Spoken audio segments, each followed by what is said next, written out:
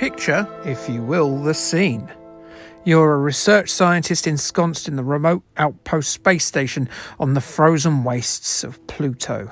You haven't seen your family for years. While conducting your experiments, invading beings from another dimension appear above you in the endless night. They just hover there, but you know that they are a danger to you. The fear you must feel so far from home. It must feel like all hope is lost. But there is a hope. You see a ship approaching. A distant speck at first. But you know behind the yoke of that spacecraft is a space-faring hero. One known to you and I in our universe. He's on his way. He will save the day. Is it Superman? No. How about the invincible Iron Man? No, not him. How about Captain Kirk and his Enterprise crew? Not even those fellows. No, the hero that you and your fellow scientists are waiting for is this guy. Yeah. So yes, here is a video game about Benji, the little dog, but as a space hero. Before we let the little hairy fella scoop us up in his tractor beam, let's just see why we should trust him not to eat our face after he puts us in cryosuspension in between Saturn and Neptune. Benji, you see, was introduced to the world via the cinema in 1974. Benji told the story of a cute stray mongrel who helps rescue a pair of children from some kidnappers. And yay, they fall in love with the little beast. It was a surprise hit, raking back an enormous $45 million from a very minuscule $500,000 budget, and even got an Oscar nomination for its theme song, I Feel Love. The unprecedented success of the movie saw it turned into a franchise, with 4 movies following, with a remake emerging in 2018. I would think during one point during that franchise, between 1974 and 2018, I would imagine they swapped the dog at some point. But this being Hollywood, maybe he transferred his soul or extended his life artificially in some sort of manner that is indecent to God-fearing folk. So yes, he's a big movie star, is our Benji. So what is he doing here in this? A series based on games, based on TV shows. Well, the scruff-faced little fella was a multimedia star, yapping his way onto the small screen the same year that Space Rescue was released. And indeed, it is definitely this piece of media that has the closest ties with that game. Just like the Commodore 64 title we're going to be discussing in a minute, it was a TV show with a science fiction premise. Benji, Zax and the Alien Prince finds our heroic half-breed helping out a decidedly human-looking member of interstellar royalty and his golden robot guardian when the pair escape to Earth. An evil tyrant called Xanu, not to be confused with extragalactic god Xenu of the Scientology faith, is planning on doing a bit of regicide. So Prince Yobi takes to his bloody heels, and quite rightly so, and seeks refuge in our little backwater planet. The 13-episode series, I always thought it was more than that, finds our plucky quadruped outwitting bounty hunters from across the galaxy to keep his new friends safe from harm. Which, smart dog or not, I'd be a little bit ashamed if I had mastered pan-universe travel only to get outthought by a creature that licks its balls and sometimes eats its own fecal matter if left in the garden by itself. Mind you, what comes across as a common mongrel dog in movies and TV shows is actually capable of operating a spacecraft itself. Benji Space Rescue is an exclusive Commodore 64 video game that was released by a company called ISA, who didn't do a lot else.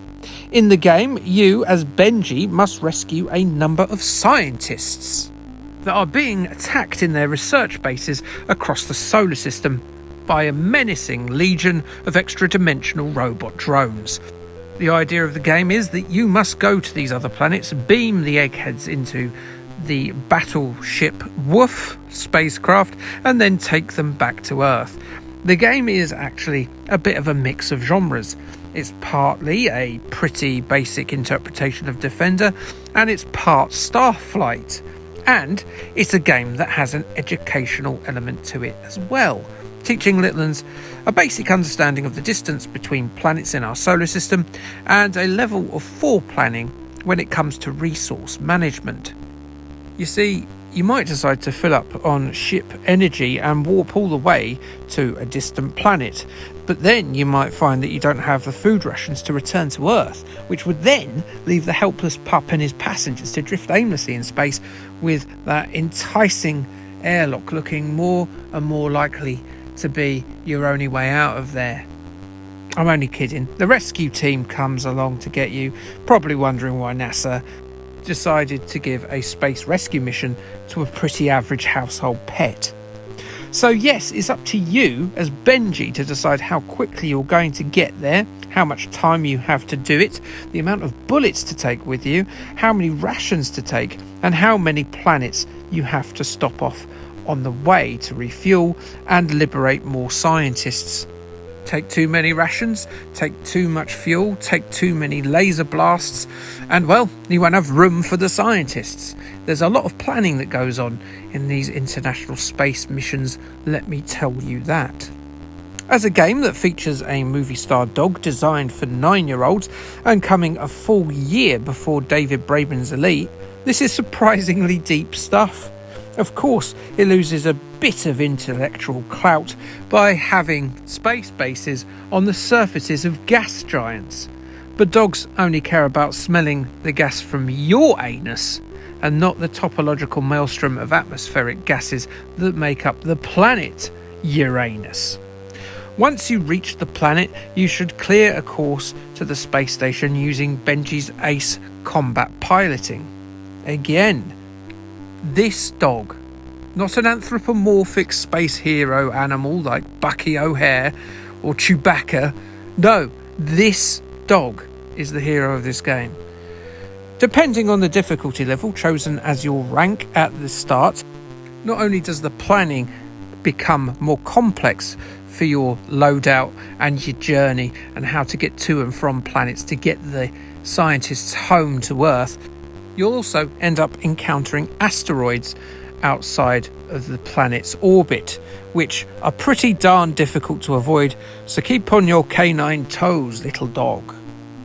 Graphically, it's Commodore 64 1983 adequacy manifest. Nothing to complain about, barring the size of Benji not really leaving a lot of room for the scientists he's supposed to be rescuing. Look at his big head. But Christ, this game is so old, Pluto is still a planet. Give it a break. And it's important to remember its age when I say this. This game, a game about a standard handbag-sized old man dog movie star on an interstellar mission, this game, with its edutainment elements and its little Defender clone section that isn't fun to play, is actually, overall, pretty good. Yes, I enjoyed playing Benji Space Rescue, and no one is more surprised than me.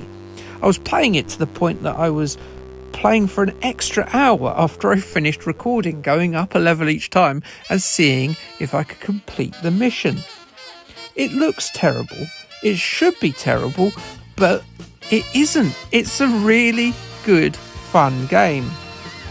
This weird little game, much like the humans that meet this pint-sized B-Tech littlest hobo in his many adventures, well, it has captured my heart.